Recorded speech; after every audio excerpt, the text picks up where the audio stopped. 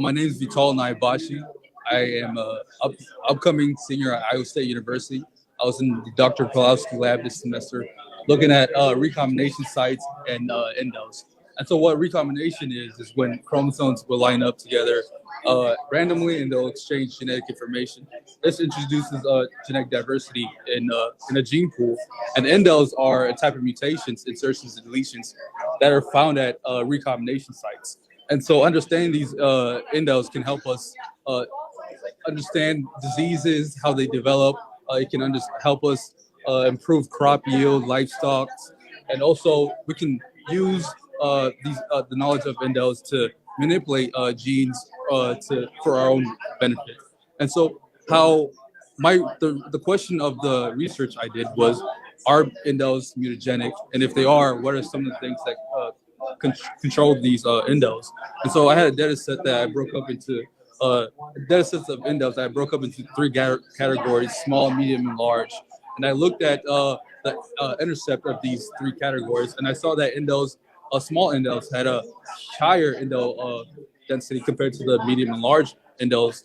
And then we can actually see the process of indel formation at different recombination sites. DSB, which is at the beginning of recombination, we see that small indels there is a huge chunk of small indels, but also there's a noticeable chunk of large indels.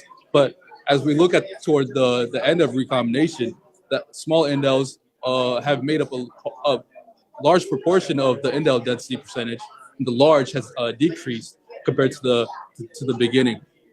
And then looking at the recombination sites that had at least one indel overlap, we see that for the small, we had a huge percentage at crossover, which is at the end of recombination.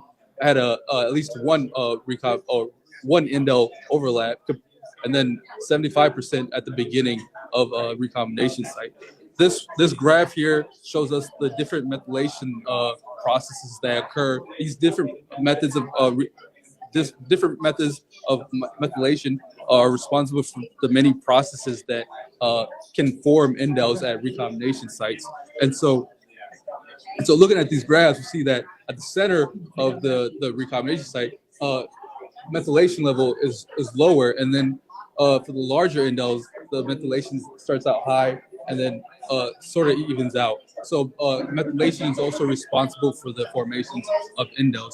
So what we can conclude is that indels are mutagenic, and the smaller indels are a huge contributor for these mutations. And we should focus on these smaller indels compared to the medium and large indels. This is very exciting work. Thank you so much for sharing it with us.